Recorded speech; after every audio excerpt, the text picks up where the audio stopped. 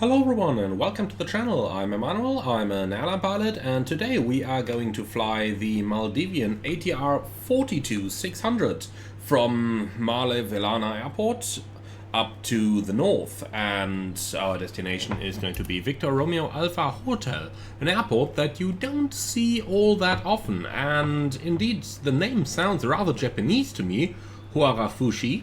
But it might just be because I'm more used to Japanese names than to Maldivian names. In any case, this is going to be a quick 45-minute ATR flight, and it is quite exciting to be back in that ATR42 as well. It's definitely been a long time since we've flown this. I believe we've only actually flown it once, and otherwise even the ATR72 has really been a long time ago. So it's going to be a challenge to fly this one, and it's definitely going to be interesting to be back in the ATR72. Now, the airport is currently provided from FSDG, which I'd really like to say thank you very much for, and it is the latest and, in my opinion, greatest rendition that we've seen of Malé International Airport, Victor Romeo Mike Mike, that is, since a long time. Indeed, I do believe it is the first good rendition of the airport that we see in, well, all of flight simulation history. Now, the airport itself is recently undergoing renovations. A new terminal is getting built. You can see we're parking in front of the old terminal over here, but contrary to all those lovely videos we had from the past, there is no more chaos on the apron. They do have an organized apron and organized gate structure here now. They are implementing this brand new terminal ready for wide-body aircraft, so that by the time all of that is in action, we'll probably be somewhat missing those good old times that we've seen in Pilot's Eye TV, with aircraft being stuffed onto one another on the apron in order to make it possible to park everything here somehow.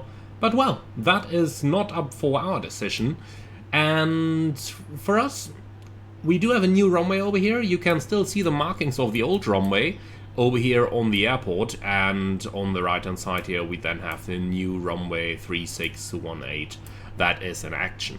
Now, what's going to be even more interesting is our destination, however, because that one does not even have any published IFR procedure, so it is going to be a VFR approach that we'll be flying over there.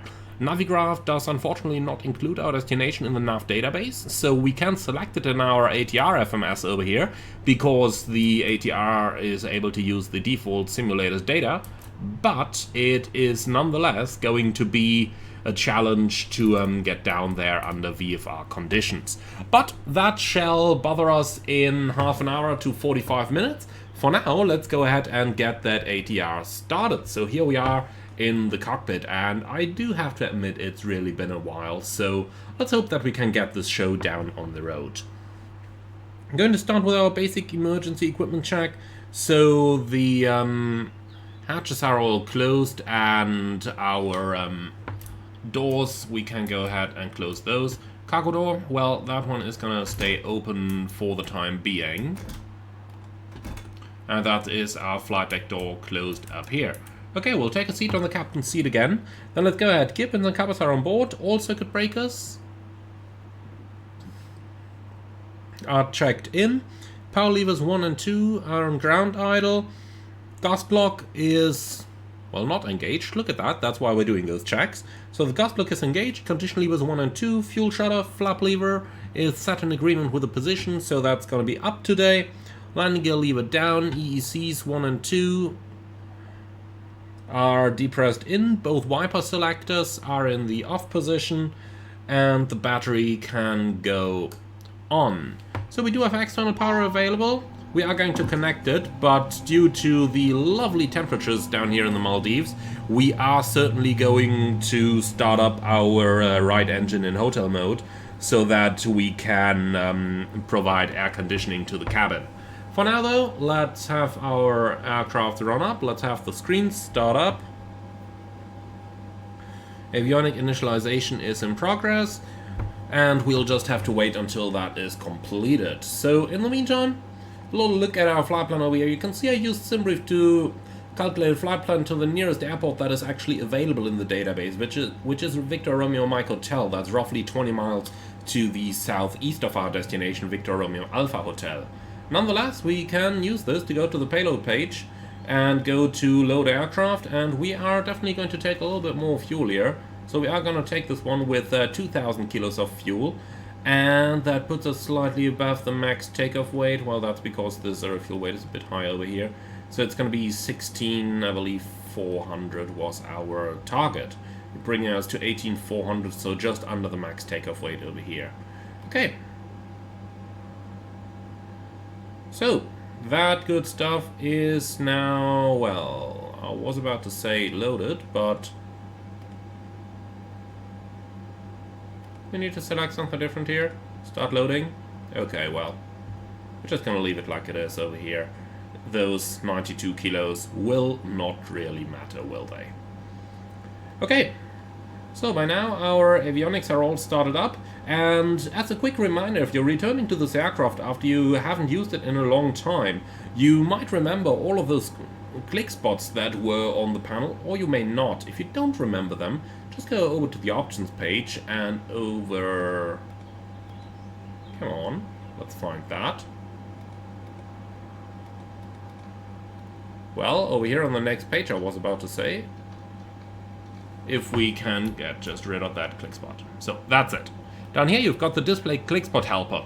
And that's quite useful, isn't it? Like, over here you've got a very good overview of which click spot to find exactly where. And I do believe that is quite useful to have over here on an aircraft like this, if you haven't used it in a while. Okay then, let's go ahead with our checks. So we are going to do the engine to fire check, and that is located up here. So, fault test. And fire test. And finally we can do the squib test, and everything works on our engine number 2. So that is looking good. Okay, next up we do the ATPCS test. Located right down here, and... well, first of all, let's go ahead and clear all that good stuff. So, starting over here.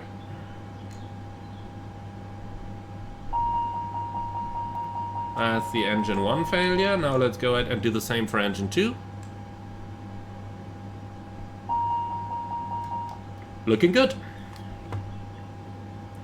Okay, so that good stuff is working. Then a quick check at the service door. So let's go for the systems page up here. And we're looking for this one. Service door is closed. Well, that's the one in the back there. Okay, so fuel pump number 2 coming on, and the feed low pressure light is off.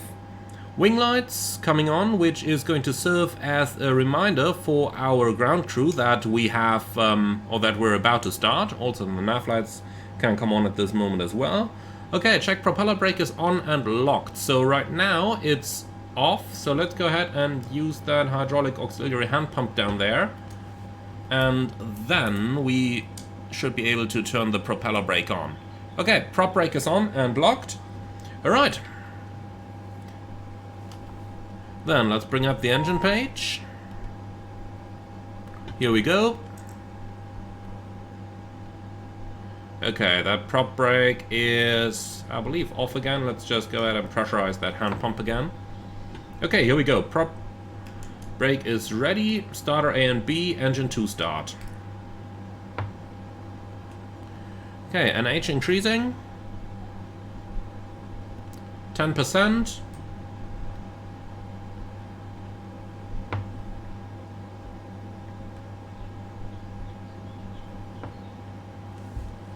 And engine number 2 is coming up, so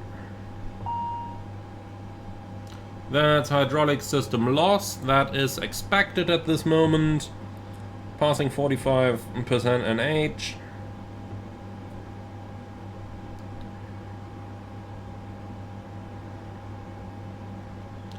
Okay, so that looks like a good engine start to me. The propeller is still standing with the propeller brake turned on, as you can see down here. And then I'd say we can go ahead and...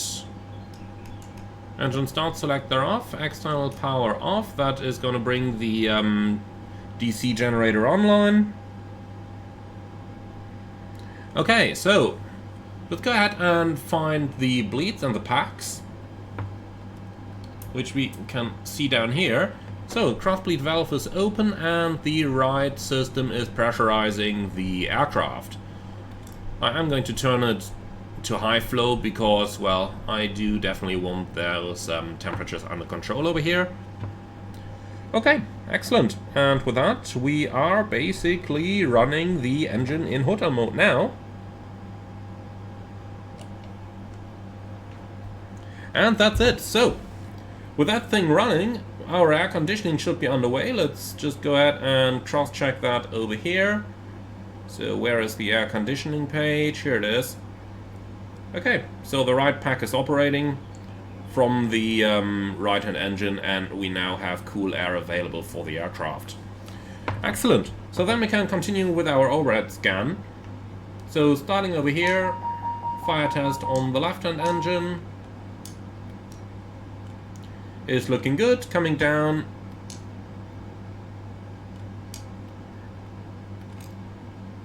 left fuel pump works, transfer feed works, okay. And then getting further down, the dome light is certainly, well, gonna stay off, of course. Then getting on to the next lane, up here, voice recorder test, works. Getting all the way down, not a lot to do down here. Basically extinguish all the white lights. Gonna leave the probe heats off for now. And the fuel pump test has been conducted. Okay, windshield heat can go on, I believe. Anti-ice is gonna stay all off. Signs armed, seatbelts on, no device sign on. And then on the right hand side, oxygen on, and getting further down we can do the annunciator light test. And that is looking good. Okay, gonna leave him up in the bright position down here. Then we can move a little bit further down. So we have pretty much done everything on the overhead panel, leading us further down here. You can see it's been a little while since I've flown this plane as well. Oxygen test is looking good. Okay. Well, normally we'd hold this one down and then do the test here again, but looks like this is currently not implemented. Okay, I can live with that. So moving on from the side, we are going to go for an automatic speed target over here. Moving on to the middle, power management is in takeoff.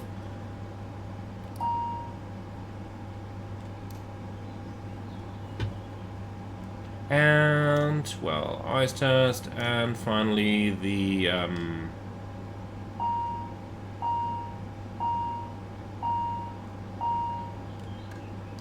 okay, looking good.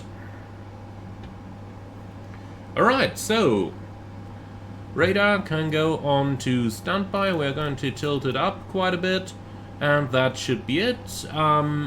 Getting down to the pedestal, well, not all that much that we got to do over here. We're going to keep the lights off, and the trims are all centered. Alright, then we can go into our FMS setup. So, ATR42 is correct in it. Then, what do we have? The time is correct down here. Time difference, yeah, seems about correct to me as well. Or is it? I do believe it's 4 hours in the Maldives, isn't it? Well, I'm never here in summer, only in winter time, so... Anyway. So, position in it. We are going to use the GPS position, please. Back to here. Nav data from MSFS is looking good for me as well.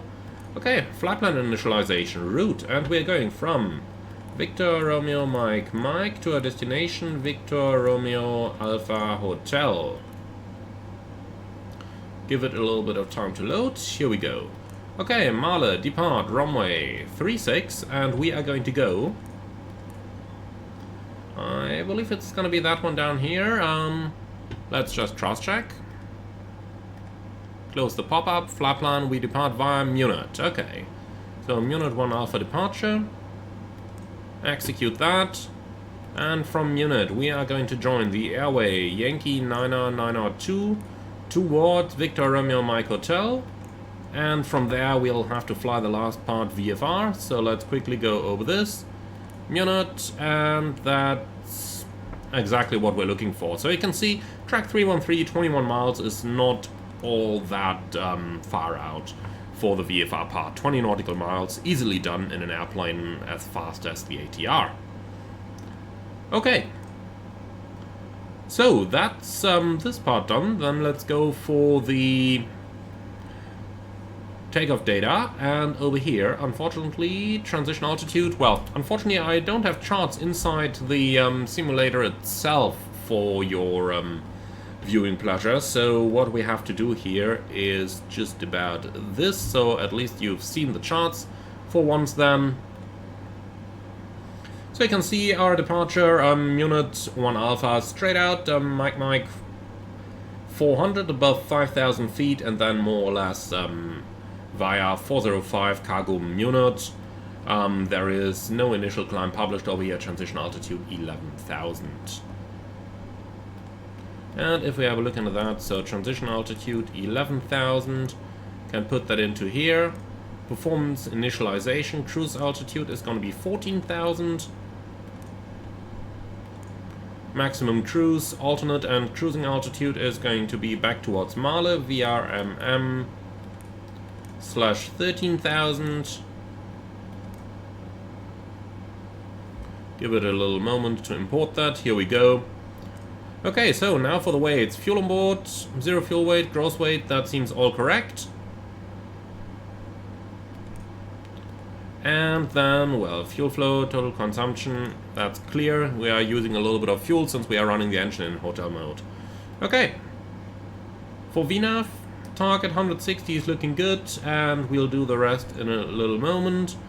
So, destination weather, we don't need to insert that quite yet.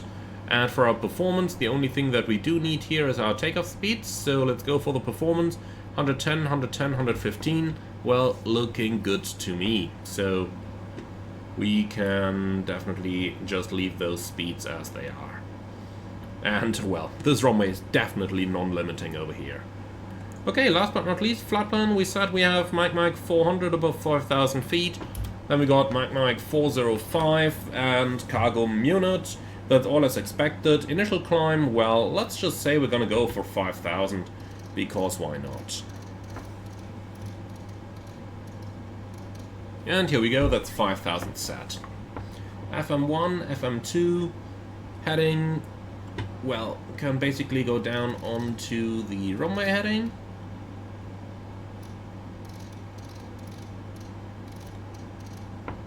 Here we go. So, QNH, let's see, the current QNH in Malé. We should have the MEDA over here. VRMM 1007. Here you go, 1007. It looks like they still didn't fix this. Power unit hectopascals, select.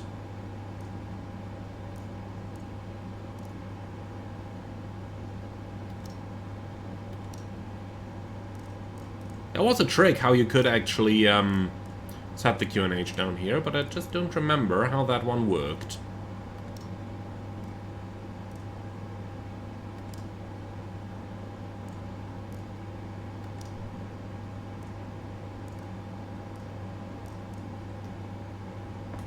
Okay, well, doesn't matter. If I press the B key, then it adjusts. So we'll probably have to read that one up again.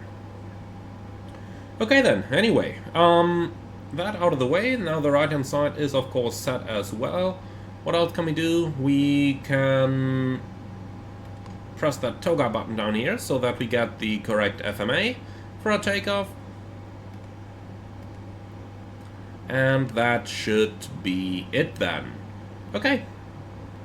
Finally, frequencies, we gotta go with 122.8.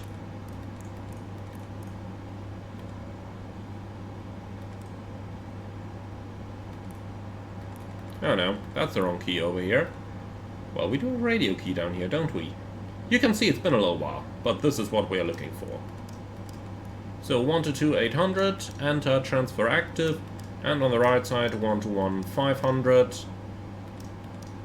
Here we go. So, apart from that, that's our comms. For the navs, we don't really need anything down here. Nothing on the ADF and the overlay. Traffic can go onto above. We are going to stay on the weather on our side. And last but not least, we want both airports and nav aids on our side as well. So, synthetic vision, I'm not a big fan of that, so we're gonna leave it off. Squawk will go for 2000. And you can already select Alt off. I tell you what, not just yet. Okay, and the TCAS on auto is okay. Alright, looking good. So, that good stuff is done. Then let's go ahead and have another look at a couple of those nice little shortcuts we have. So next up we need our navigation display, which we can find over here. So I do want the overlays on, and the weather is selected. Well, last but not least, we could change the layout of the nav display. If we just find out how. No, not you, but how could you change that again? ND map? No, we don't need the airport map over here, even though that is certainly going to be handy as well. But you could somehow change this into the full arc mode. Been a little while though since we've done that, so I think it's down here, isn't it? No, that's the zoom. Here it is. That's what we've been looking for. Okay, excellent. So that is our setup now basically completed. Let's go ahead and do our final cockpit preparation checklist, please.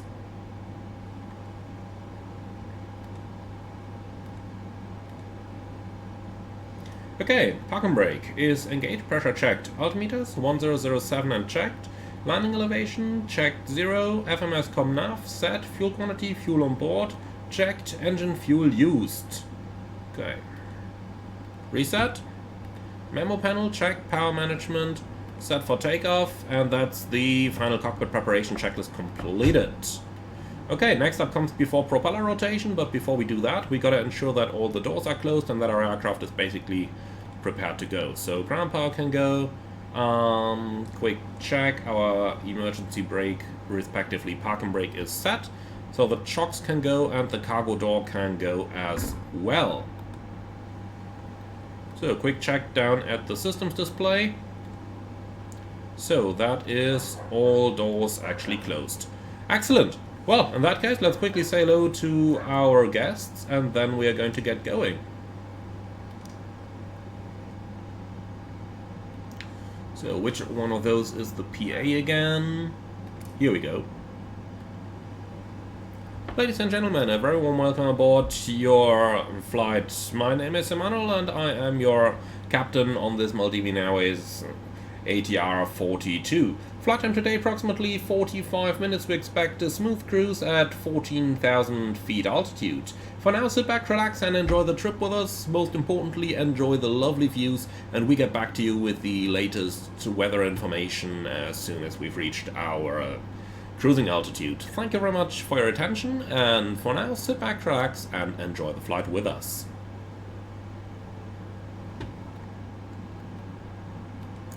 Okay, PA system coming off, then let's go for the performance real quick. So, we don't have icing conditions, and our takeoff data over here is pretty much looking good, is it? CG, trim, speeds, confirm. Okay, so that means we need a trim of 0.9 units, which is now selected. Okay, excellent. So, that good stuff is done now. Let's go ahead and continue our engine startup. So, our FMS will go onto the VNAV page on my side and the flight plan page on your side, please. Landing elevation is cross-checked and 0. Okay, FMS is fully initialized. What else is there to do? I don't think much. Okay. So, final cockpit preparation then. Sights are on. And the memo panel is checked and all of that stuff is expected. Okay, fuel used reset, altimeter set, takeoff speed box are set. Okay. So that stuff is looking good. Let's go ahead and run our procedures, please. So before propeller rotation, data is checked, load sheet is checked, and takeoff data is inserted. Okay, ground from cockpit, go ahead. So please confirm all doors, hatches are closed, ground equipment removed, and bypass pin is installed. That's all confirmed, Captain. Roger, we're good to go, and we will do a power back out of here, so our parking brake is set, we are ready for engine start. Roger.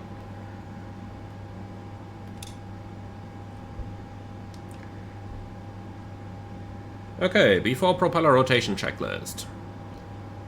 CDLS is on, FMS and takeoff data, confirmed, trims, 3 set, doors, closed, seatbelts, on, beacon, on, before propeller rotation checklist complete. Okay, let's just go ahead and clear all of those things away.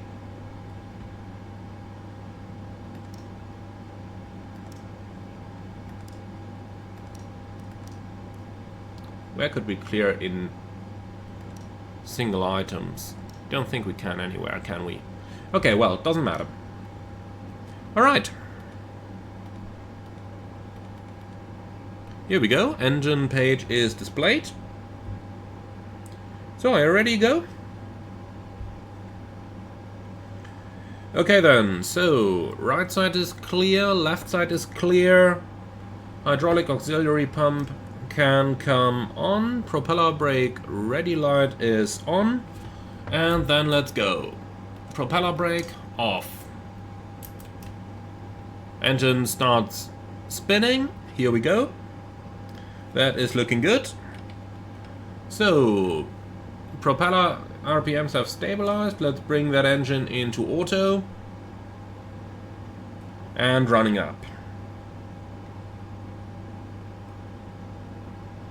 So, low pitch is showing. And once the engine is stabilized at around 71%, we can continue with our checks.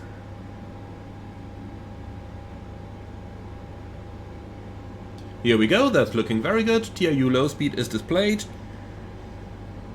Okay then. ProArt's coming on, and that's it already, isn't it? Man, this plane is much too easy to operate. Okay, looking good though. So then we can go ahead and do the anti-skid test.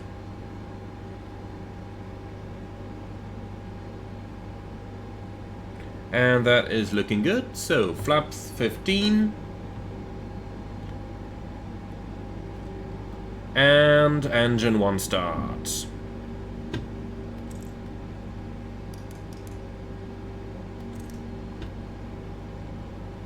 So NH increasing. 10%. Fuel on.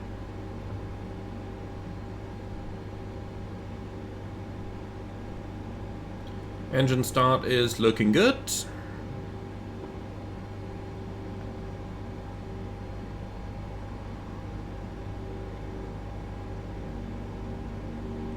And the engine is stabilized.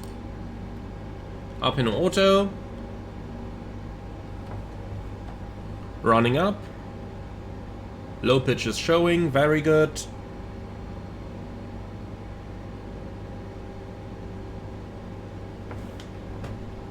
And running up the last couple of percent. Apart from that, this looks like a very good engine start to me. Excellent. Okay.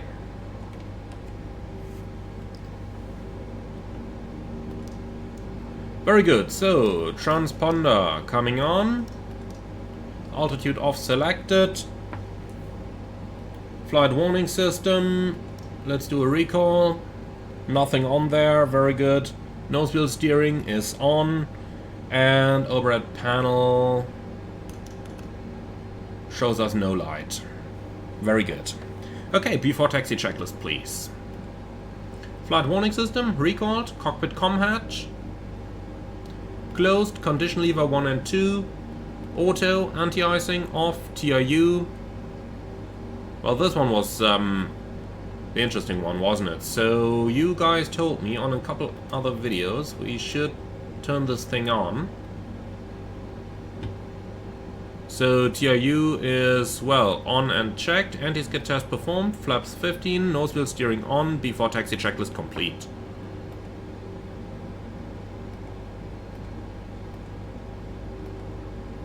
So that's the airport map that I've been looking for. Okay. Well, in that case, down from flight deck, go ahead. So, we've got 2 good starts, clear disconnect, show me the sign in front, and have a wonderful day. Bye now. Okay, everything is clear. Oh, look at that, Fly Dubai arrived. Just one of the 7 Dubai flights a day. Alright.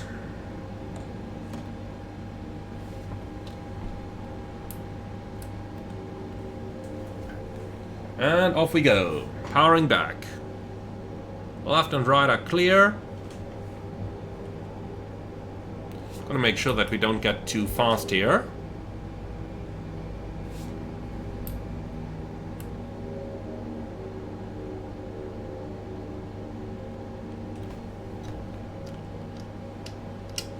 And that's looking okay to me.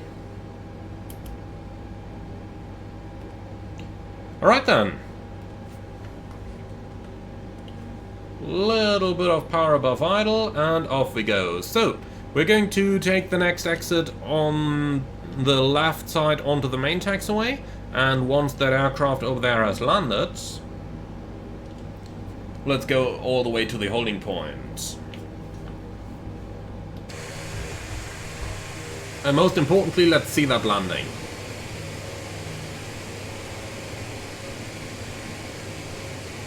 What's coming there? Emirates.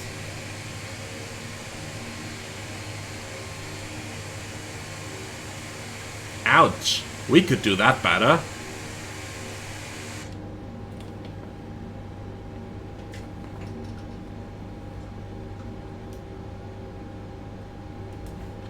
We could do much better than that. But okay, doesn't matter. So clear on the right side and clear on the left side. So this is not a 777, no need to taxi it like one.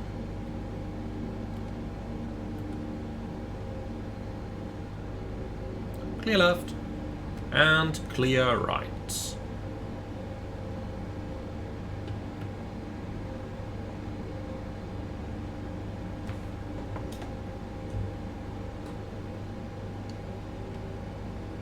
So, a tiny bit of power above ground idle.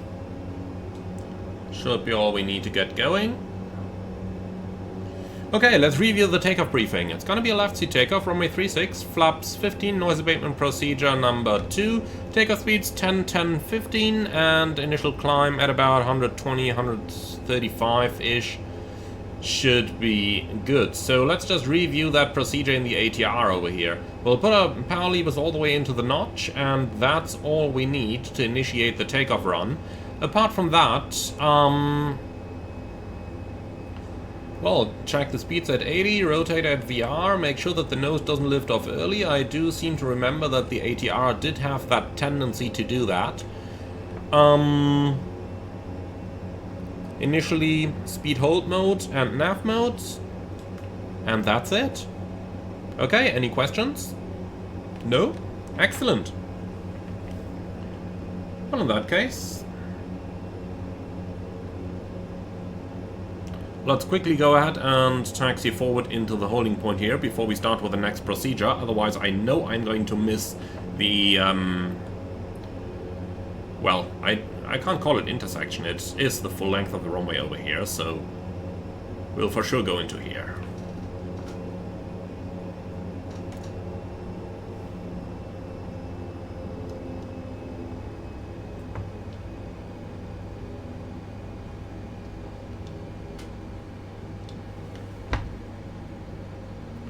And here we are, holding short of the runway. Okay then, let's go ahead and set up our flight guidance panel. So Nav mode, ES mode, LNAV is armed, heading hold is active, that is good enough for me. We are on FMS 1 and you are on FMS 2, that's good. And that should pretty much be it. Okay.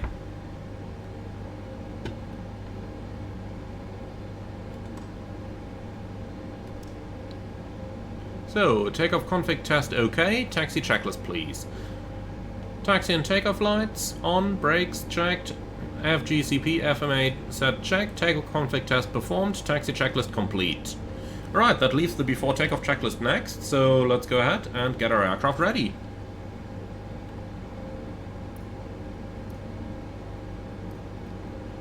So, weather radar on, transponder coming on, lights, strobe lights, and landing lights. We don't need the logo lights today, that leaves it easy.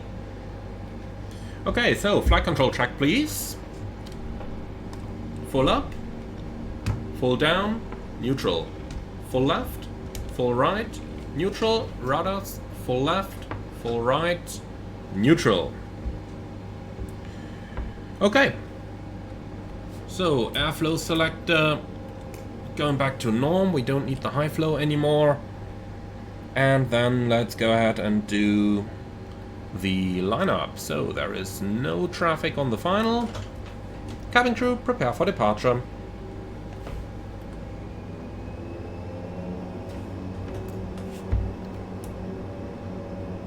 Okay, clear right side. And the Emirates is long gone off the runway, clear left side. Let's do our lineup.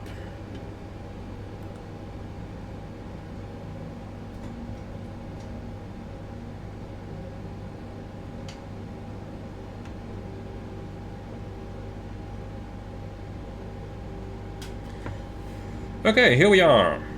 So, lateral flight director bar is centered. We are gonna go onto heading select mode over here. The heading is checked before takeoff checklist. Takeoff briefing performed, gas block off, flight control checked, transponder and TCAS checked, airflow norm down to the line, below the line. Cabin crew advised, engine bleeds on, external lights on, lateral flight director bar centered, rudder cam checked before takeoff checklist complete. Okay, ready to go? Takeoff. Brakes released.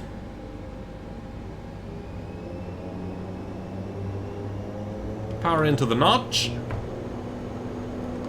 Start the chrono.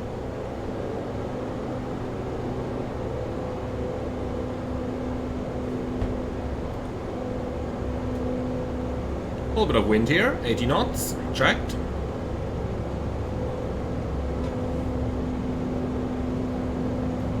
V1 rotates. Positive climb, gear up.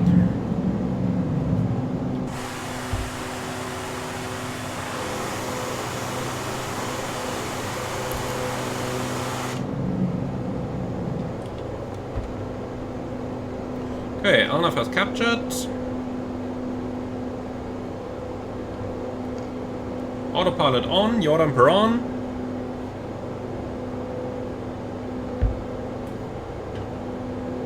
Okay, and speed hold mode is active, should start accelerating once we go down to climb power, please. Here we go, climb power set, starting to accelerate, passing the flap speed, flap 0. Speed checked, flaps 0. Okay, after takeoff checklist, landing gear up, flap 0, power management NP, climb and checked, engine bleeds on, taxi and takeoff lights off, after takeoff checklist complete, down to the line. And here we go, my friends.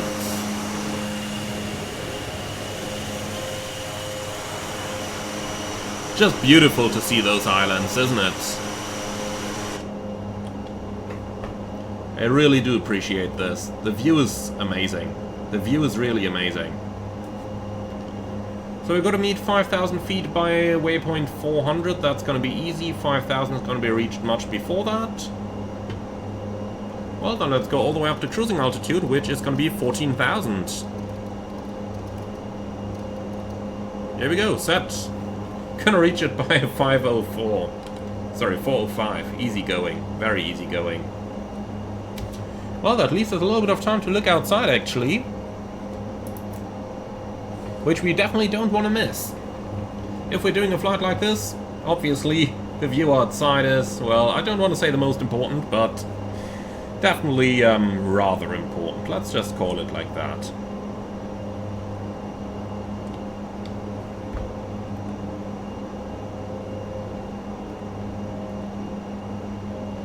So we've got about 140 miles till the top of descent, I'd say. That's easy going. Gonna take a little while until we have reached our transition altitude here, so quick look outside to the right. Again, beautiful. This is really paradise, isn't it?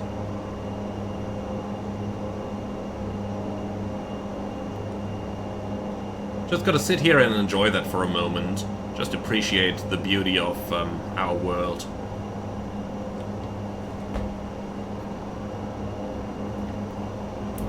Look at all those little islets you have here.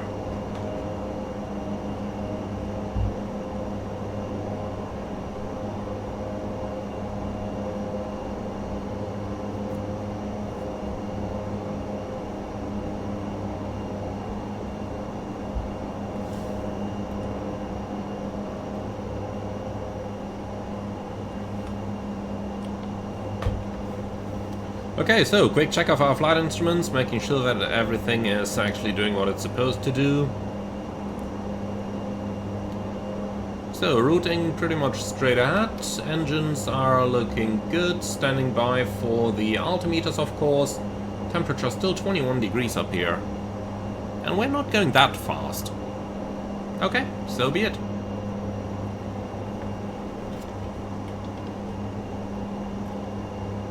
Well, well, so...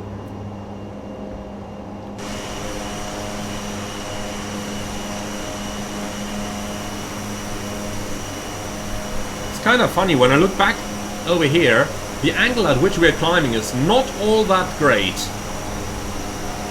Compare that to, you know, your typical A320 or 737 and you would be way up higher over here. Then again, the plane is not built to, you know, excel that much, but it's much rather built for smooth and steady flight and most importantly economic flight. If we look at our gauges down here, you can see, well, what are we using? We are carrying 2,000 kilos of fuel, of which for the takeoff we've used 80 kilos.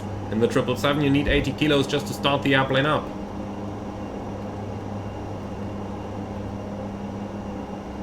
Okay, let's go ahead and get those sunshades down over here.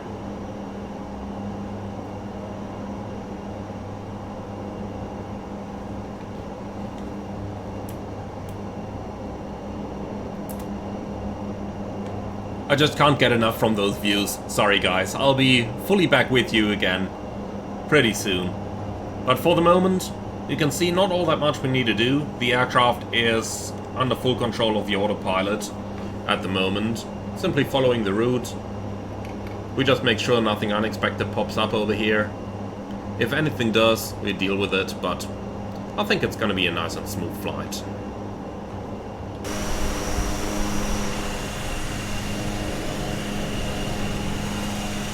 I think this one over here is where we got with the Twin Otter, flying along the atolls over here in our previous video. In the real world, they do fly the Twin Otters all the way around the Maldives. Can sometimes be a little bit longer flight times even, if you are going for one of the outer atolls. And I think that over here is the end of the North Malé atoll. Malé itself, located over here, with the capital city of the Maldives.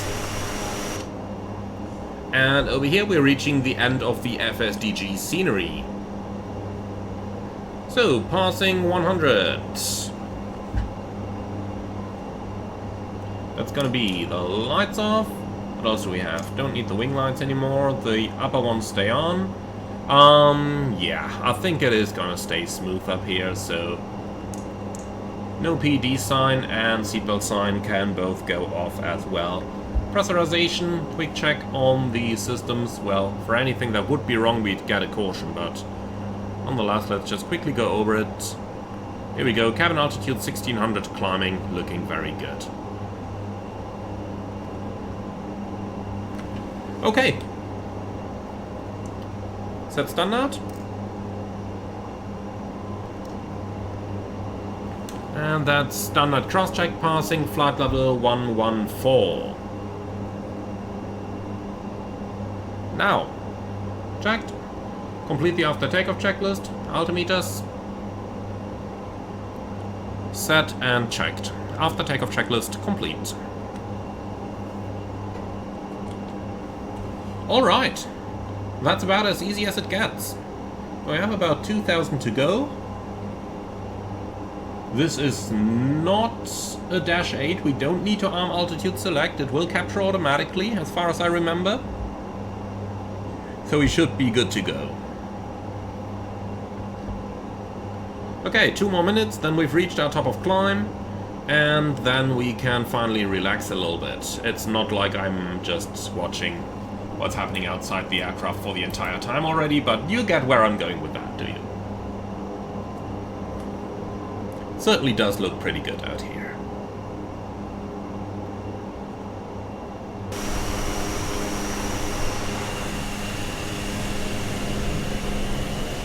So I believe that marks the end of the North Malé Atoll, and therefore the end of the FSDG scenery. I do have to say I'm really looking forward to flying there next time in the real world. This down here, this is where we landed with the Twin Otter. At the resort down here.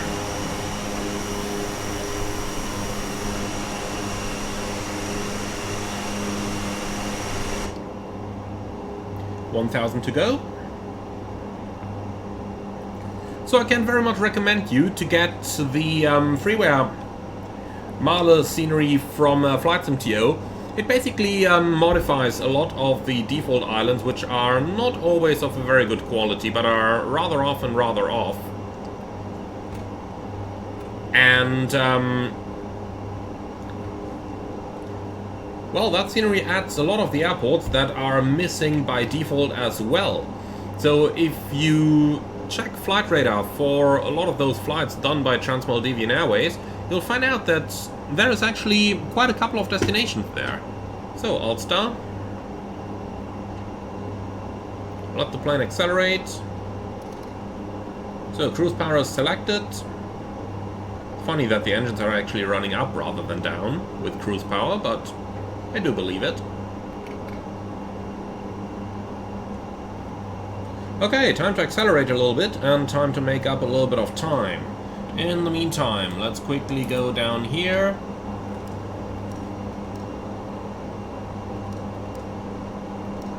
So, Chica is set to below, we'll remain on the weather radar. The rest is looking good, and that's already it again. Okay, we can reset the chrono and just go on to the elapsed time over here. 10 minutes to go, as we can see down here as well. Okay, reaching flight level 140. Let's view the last couple of resorts down here, and the last couple of reefs, and then we'll have to see what the default simulator is going to give us up further north. Until we enter FSDG covered scenery again, when we reach the northernmost atoll, which is once again covered by the freeware from FSDG that also contains our destination airport. Quick look out the front window tells us that we are not going to enter any weather conditions today, so it is going to be a smooth flight up here. It's not all that high, flight level 140 of course, but we can definitely live with that. Okay. And here we are. So quick look over to the other side there. Andy, you can give me that mode, please. Looks much nicer if you ask me. And finally, we can also go for a couple of details down here. So, airports, ND, nav 8, airport, kind of making our life a little bit easier, like that. And back onto the com page. Okay, so we're 11 minutes into the air. 214, 215 knots, still very slightly accelerating, but not all that much. True airspeed 270 knots. That's a typical cruising speed for the ATR. And now just look at the fuel used. We used 160 kilos in order to get to cruising level. Again, in the 777, that is roughly what you need to start up the engines. So that's a slight difference for you guys there.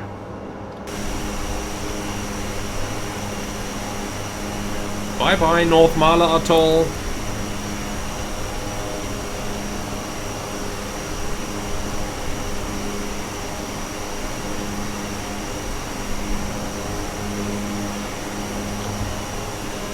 Unfortunately, I've never done a flight like this one right here in the sim, but over here you can nicely see the difference between the default Maldivian islands and between what you get from the FSDG scenery. I do have to say, I really do enjoy the FSDG one. If you compare this with, well, this, yeah, it is quite a bit of a difference, isn't it? And I wouldn't be surprised if that island down here is already covered by the freeware from flightsim.to. I would really not be surprised at all. And apart from that, a lot of ocean coming up ahead. Well, again, should look more like this, I believe, throughout more or less the entire island chain. At least if I compare Google Earth with what Microsoft Flight Simulator offers over here. I do hope that they are going to improve that stuff, underwater scenery and smaller islands with FS24, but who knows what they're going to be up to. It's always a little bit hard to forecast what Asobo and Microsoft are actually doing. Okay, so quick check over at our FMS. Well, weather radar, we can tilt that one down a bit. Let's take minus 1.5. En route alternates, there are a couple available as we can see. Around about 20 miles that direction. Let's see if we can actually see anything. Yeah, a couple smaller islands over there. Unfortunately with a little bit less underwater scenery, but can always go back here if we need to. And then in the front there is one coming as well. Probably that island over here, I guess. But lots of islands over here, that's very good. Now, one thing that I have to say that I do really appreciate about not flying an ATR in the real world. Number one, it isn't as loud. Number two, the A330 gets above the weather. Probably not when you're operating close to the equator like we are right now, but you know, with the ATR, if you just look at the general weather conditions that you have in areas like the Maldives, you know, over here you have thunderstorms pretty much every day.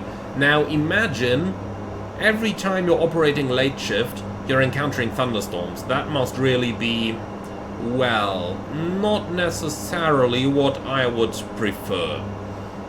So I'm rather glad that my airline only flies to the Maldives in winter and that I only get to see the sunny side of things down here and not all those thunderstorms you get when the intertropical conversion zone is passing through.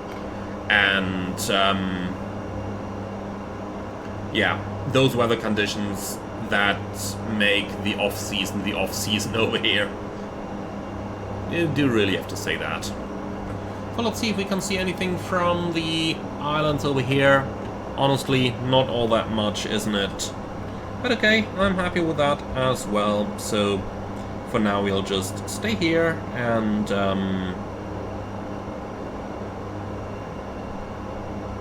we'll just keep going straight ahead. Alright, let's take a little moment to appreciate the cabin of the aircraft as well. Still have 80 miles till the top of descent, so that should be ample time for us to prepare for the approach later on. So, well, let's take a quick moment up here to appreciate the cabin.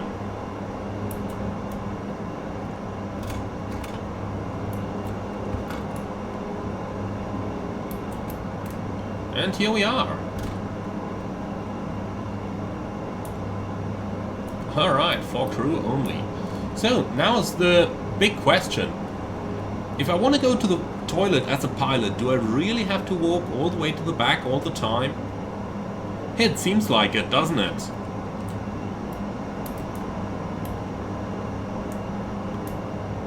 So that's got to be the toilet. Can we open this? No, and we can't enter it either. Well, that's unfortunate, but I can live with it. Quite unbelievable how small those galleys are, isn't it? Yeah, smart galley. You really gotta be smart to use all of this and to get proper service done, well, in this. Right, well, let's take a seat. It's not like we would see all that much. Couple of smaller islands out there.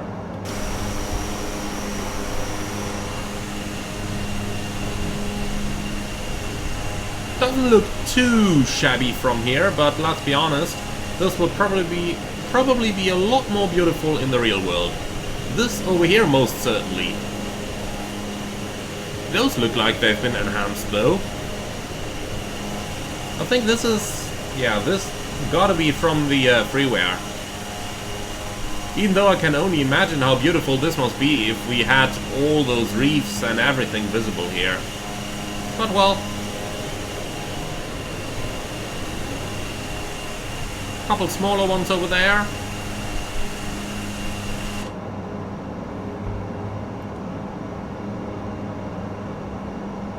So now imagine if you're flying on certain airlines that do like 4 or 5 hour flights on aircraft like this, all the way down in the weather and all the time having to endure the noise and the turbulence. That must really be, well, not that pleasant. But there are actually a couple of operators that do flights like 4 or 5 hours with these aircraft. Mostly cargo, but also some passengers, so really don't have... I'm really not too keen on that. Now let's have a quick look out of here. Yep, couple of atolls down there. Even though we really can't see all that much here.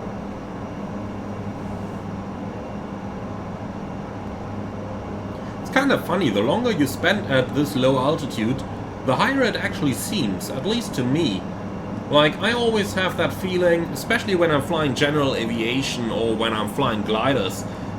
You know, you climb to 4,000 or 5,000 feet maybe, and it seems just really, really high. And then you come back from a long haul on the A330, and you're like, oh damn, 10,000, man, that looks like we are almost on the ground already. That's just really impressive every time. Every time again.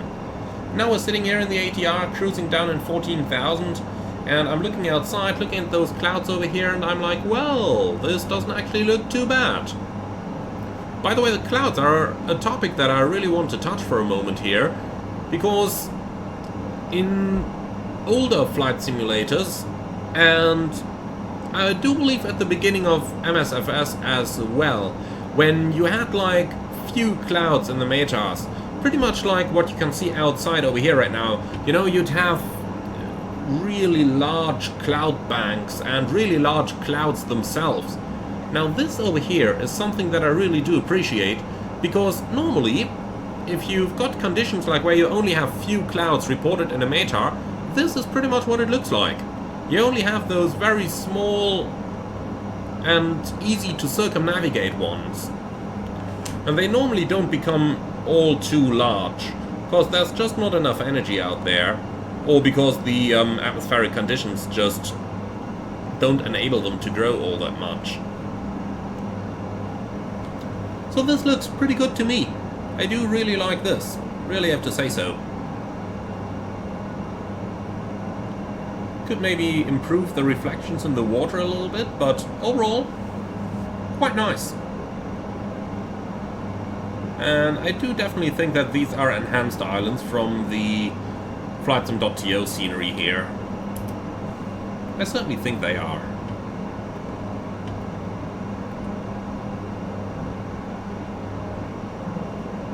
Okay then, well, let's go back into the flight deck and let's see if we can already start doing a little bit of preparation. We don't have to do all that much preparation today because, well, By the way, that's crew seats over here, I believe. I do believe those are jump seats, aren't they? Well, not jump seats per se, but please compare it with the rest of the standard passenger seats. By the way, nice to see you got those two silent seats over here. I do believe this is probably the comfort class then.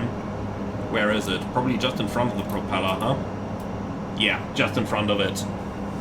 Okay. To be fair, I've never flown in an ATR. Can't really comment on how much the difference between the volumes is in front and aft of the engines. So, who knows? Alright then.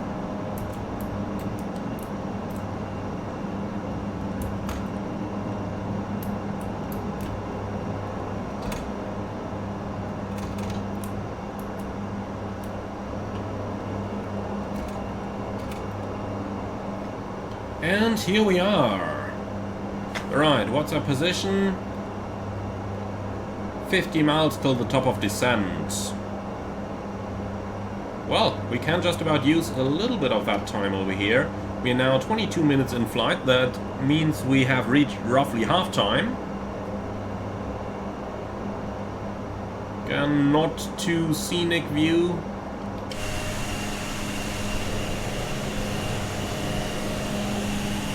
Couple smaller islands that we're overflying right now.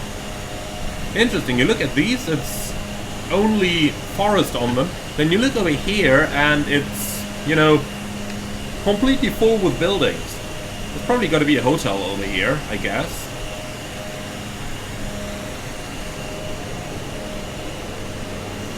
But look at that, we're actually entering an area where there are quite a lot of other islands. This is looking pretty cool. Even though I'm sure that in the real world this would be much more enhanced by all those reefs. Like, we can see a couple of them down here, but let's be honest, that doesn't cut it, does it? This must be pretty cool to see in the real world. In other words, if I ever start a fly for Maldivian Airways, I'll probably, you know, admire the views outside on the first 2 or 3 days at work, and thereafter I'll be like, does anyone have a newspaper that I can stuff inside the window? It's too bright outside. Well, that's how it always works as a pilot, isn't it? Something I do find quite incredible, though, is to see how large everything actually is over here. When you look at the Maldives on a map, you're always like, yeah, okay, that's it, okay. But when you look at it over here, it's actually quite impressive how large this is. I mean, they have domestic flights of about an hour length, isn't it? Even though it's an hour length in an ATR, but it's not like the ATR is that much slower than an airliner would be. Well, than a jet airliner would be in a situation like this. Maybe, you know, 10 minutes flight time more than if we did the same flight with an A320. But in order to do the same flight with an A320, we would actually have to build quite some larger airports. I don't think it's really worth it. Most tourists are flying with the float planes anyway, so most tourists, well, are not really going to be worried. A couple of tourists will probably take the connection via us and then take a speedboat at the destination. But overall, as we can see, easy going everywhere. And looking ahead, I don't think we are going to have any problems doing our visual approach into our destination there.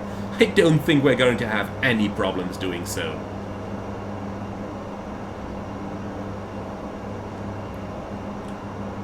It's just impressive to see how different this part of the world looks. Well, I know I keep saying that pretty much everywhere we fly, especially in long haul, but it just shows how versatile the Earth really is.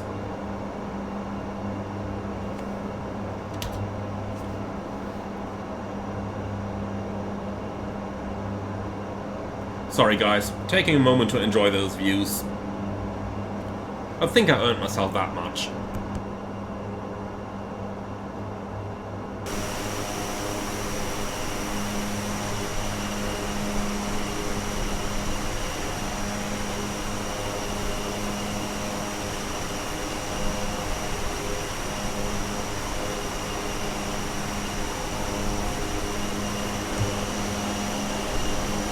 Okay, so let's really do something for our approach now and for our preparation. So the airport itself, well, we don't really have any charts or anything available for it. Indeed, Navigraph doesn't even know that it exists. So it's really one of those small fields, probably only Maldivian Airways flying there and nobody else. But we can gather a little bit of information about it from Flight Radar by looking at the real flight, and of course from Wikipedia if we really need to. And yeah, that's the kind of flight preparation, well, we'll leave it at that, shall we? Anyway, here's a little look at the real-world flights that we can see to Hoarafushi over here. Yeah, you can see how well I can pronounce that. And as you can see, this is literally just, you look at any live flight. They actually do lose the connection down here, but easy going overall. So, general overview of the airport. As you can see, one runway, very small apron down here with basically one parking, because, well, there is exactly, I believe, one flight there every day. If we just click onto the airport itself, you can see this is what it loads. So 4 flights per week to Malé, and that's about it. That's the kind of airport I do like.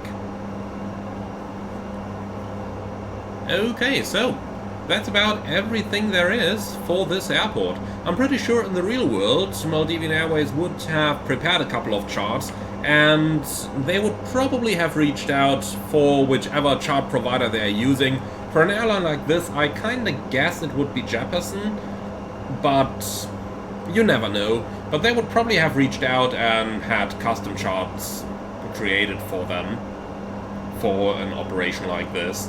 So probably they would have maybe an ANAF visual in the database, or maybe they would even have their own custom created ANAF approaches. You never know. I am completely honest, I didn't dig into it before the flight, but I guess it would kinda work like that. Because I don't think they would fly purely visual approaches at these airports. They would have something in the database. At least I'm pretty sure they would. Now, maybe we can ask Fly with Magna. I do believe he created a couple of videos in this area, so I'm pretty sure he flew over here for at least a little while, so maybe he can provide a little bit of insight. But that's of course just speculation based on a couple of the videos he's done.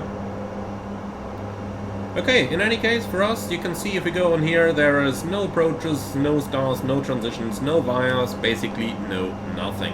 It's purely visual that we have inside the FMS. For our VNAV setup then, if we do go ahead with our destination, well, we don't have all that much information available, so what I'm going to do is I will take our flight plan meta for the destination Victor Romeo Mike Hotel. That's the one just over here that we're going to overfly at the end of the airway. And we'll basically apply that weather. So 31 degrees.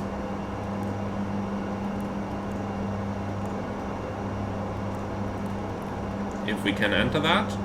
Looks like we can't. Okay, well that's unfortunate. Okay, QNH over there, 1007, so it's basically the same weather that we had in the rest of the country. And we can't enter that either. Do we have to activate temperature compensation? No. Okay, looks like that is just not modeled then. Well, in that case, at least the transition altitudes, can we? So 11,000 again. Oh, we can't even enter that. Okay. That's too bad. I thought the ATR had this kind of stuff. Well, if we go on a performance over here, I believe we can enter it. So 110 and 1007. Ground, wind, and gusts. So what do we have? 280 at 10 and no gusts at all. So 280/10/0. Here we go. So landing flaps full, looking good. Performance initialization. I think there's not all that much more that we can do over here. Nope, there isn't. Okay, so for the flight plan itself, Not much to do as well. We are just going to fly the approach straight in over here. Progress, well, not a lot that we can do here either. Top of descent in 5 miles. And that's it. Estimated time for arrival 0430. That makes sense. Around about 10 minutes to go. Half an hour in the air now.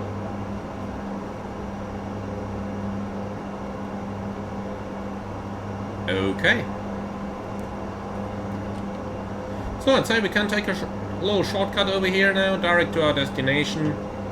Let's go DTO, Victor Romeo Alpha Hotel, and here we go, execute that. Direct destination is on. That means we'll probably overfly the top of descent any moment now. So let's go ahead and start our descent. We'll initially go for 10,000 and then probably go lower in a few moments.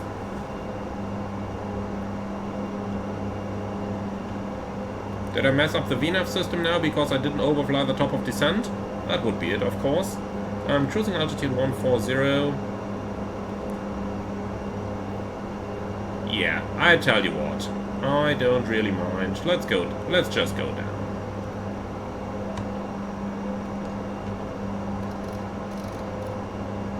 Vertical speed minus 1500, and as we're starting the descent, fasten seatbelt sign can come on as well. We'll let the plane accelerate initially. I'm pretty sure it is going to start losing that speed pretty soon, or rather, as we accelerate, we gain more drag, and we'll pretty surely reach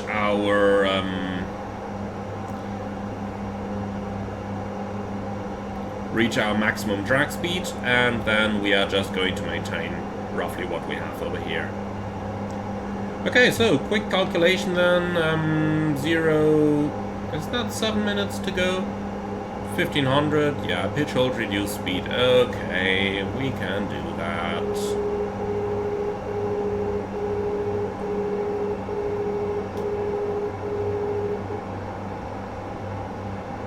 It's a pity we killed our VNAV here. But okay, so be it. Let's do 240 knots. That should be good. Alright. So, let's see. The other airport must be somewhere over here then, I guess. Even though those resorts over here and those islands do look quite busy as well. They most certainly do.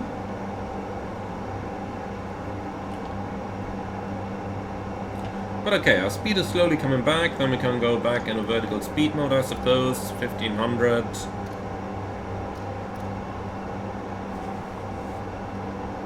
Nah, looks like I have to reduce my speed even further, otherwise it reverts to pitch hold. Okay, then we're going to reduce our power even more. And, well, that trend vector over here should be very clear. Okay, vertical speed minus 1500. Now let's continue down to Patron altitude. So we are looking at roughly, I'd say 2000. Here we go. Maintain 240 knots. We have 5 minutes to run. At this rate of descent, we should roughly arrive, or maybe a little bit high. Let's do a bit steeper. 2,000 feet a minute. Okay. Lights coming on, no device signs are coming on as well.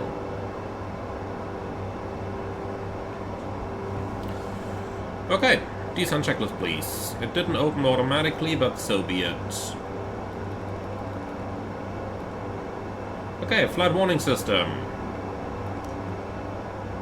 Recalled, landing elevation, 0, FMS, navigation and performance, set and checked. DHMDA, set and checked, it's not needed, arrival briefing. Okay, so, it's gonna be traffic pattern into most likely a northerly landing. Flaps full, 1,200 meters of runway available, so not all too long. Reverses should not be necessary, we can just break it down using the wheel brakes, and we are going to vacate off to the right. If we need to backtrack, then we are going to do the 180 towards the end of the runway. Apart from that, VFR traffic is a possibility. There are twin otters flying around everywhere over here, but nothing on the T-cars. They do all have transponders. So it looks like we've caught pretty much rather silent time of the day right now. Okay, apart from that, I don't really have anything special, do you? No? Awesome. Okay, arrival briefing performed, descent checklist complete. So next is going to be the approach checklist then, but before we get there, set QNH.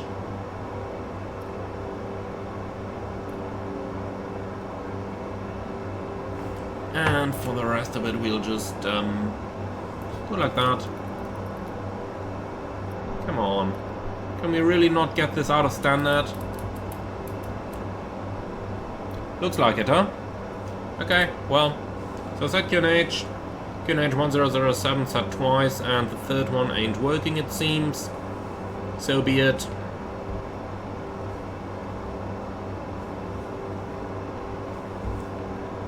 Alright then, quick system check. Cabin altitude 500, and well, that is probably going to descend down to the runway very soon. Okay, I think I've got our destination in sight at the 12 o'clock up there.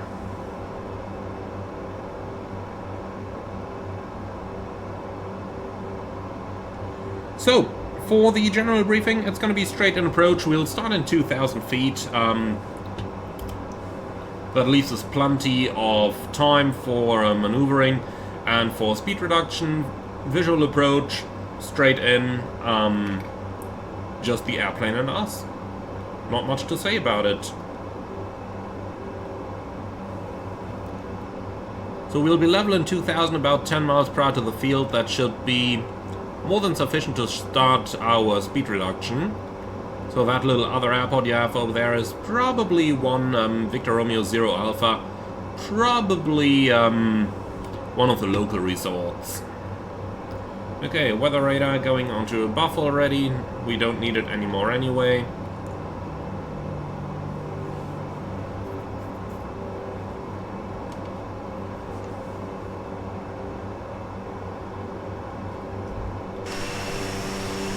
So I do believe this is default, respectively FSTO enhanced, and this one up here is once again FSDG freeware scenery.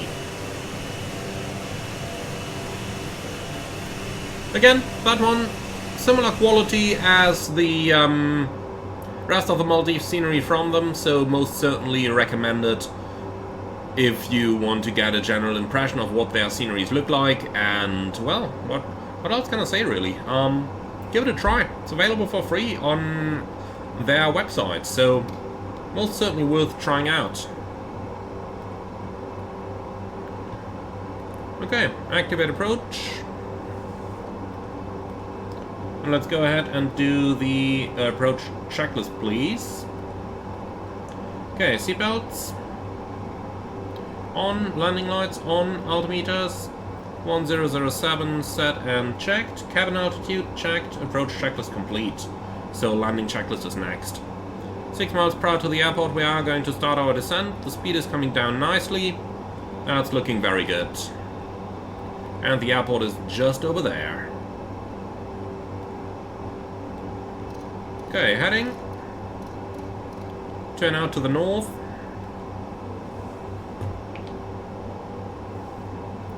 Speed's coming down nicely, reaching 6 miles. Right, altitude down, vertical speeds. So we are doing 200 knots, that means we gotta do 1,000 feet a minute over here.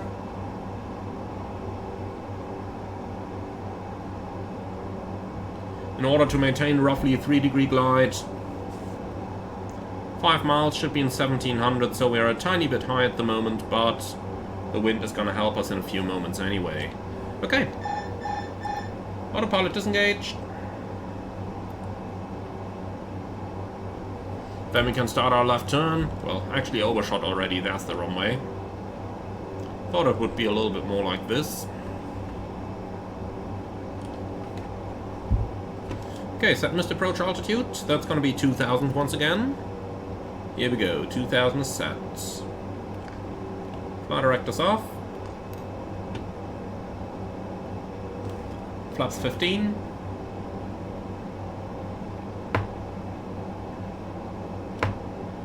Okay, 3 miles out, 1000 feet, looking very good. Gear down.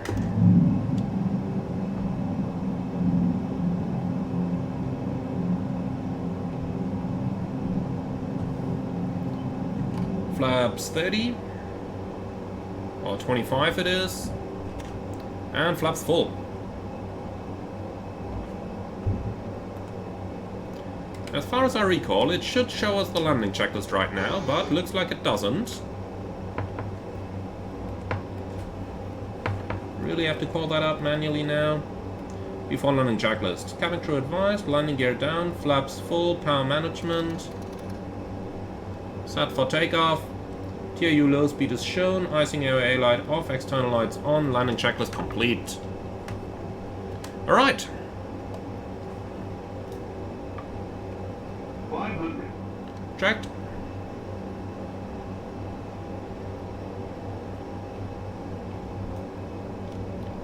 Coming in a little bit higher, that is intentional over here because of the chance for bird strikes over those reefs over here. 200. A little bit of crosswind from the left. 100. 50, 40, 30, 20, 10. Okay, here we are. On a runway as short as this, you know, just bang it down. Doesn't matter.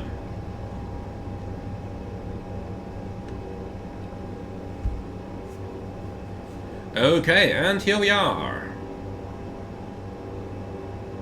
So, next exit to the right. We don't even need a backtrack, that's even better.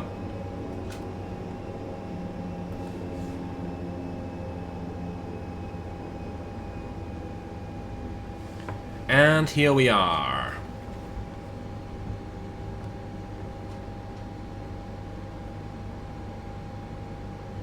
Okay, let's vacate that runway, stop over here real quick, and I am just going to use the opportunity to do the after landing procedure here before we do anything else. Okay, so starting down here at the bottom with the after landing procedure. Trims. Reset. Flaps. Going up. Gust lock. Engaged. Flight controls. Yep, are locked. I can't move them anymore. So, TCAS. Standby. Radar. Standby. Landing and strobe. What is my airplane doing? Off. Strobe light. Off. Wing light can come on since we will be using the hotel mode. And the probes and the heaters. Off. Okay, after landing checklist. Radar, standby, flight controls locked, flaps 0, trims, reset, landing and strobe light off, anti-de-icing off, probe heating off, TRU off, and after at least 2 minutes we'll feather engine number 1, well, not now. Okay, well, they kind of put a lot of people on the stands. I'll tell you what, I don't care. We'll just get around that.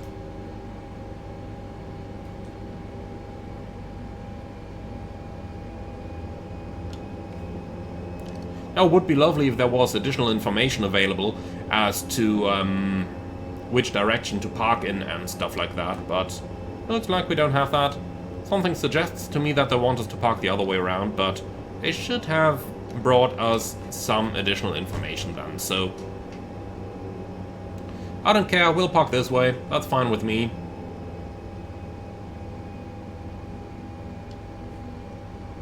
And here we go. Okay. The parking brake is set, and then we can go ahead and do our shutdown. So, that is going to be engine number 1 can go straight away. And then engine number 2. goes into feather. Let's see, the prop brake ready light is illuminated up here, so propeller brake on. Unlocked, and prop brake is on. Propeller is slowing down. Let's wait until it has really reached 0.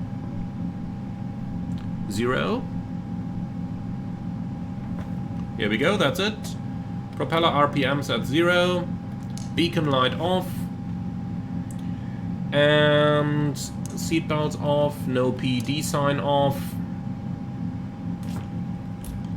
Let's turn the air conditioning back in a high flow. I do believe this might run automatically in the airplane, but not 100% sure, so just gotta be 100% sure over here. Okay. Then let's go ahead with the parking checklist. Parking brake engaged, taxi and takeoff lights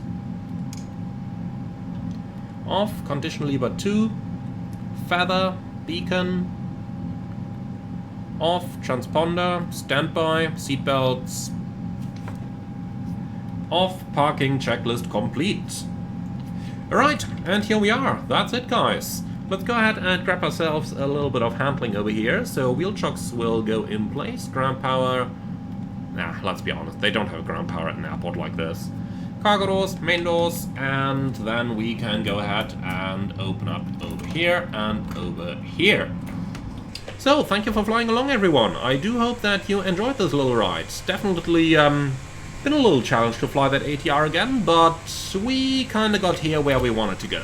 So thank you very much for watching. I hope that you had as much fun as I did. Let me know in the comments below. Be sure to like, comment and subscribe, and if you're up for more, don't forget to hit especially that subscribe button. Last but not least, if you really love what I'm doing, I would appreciate a small donation through the Buy Me Coffee link in the video description below. Thank you for watching, and see you all again on the next one.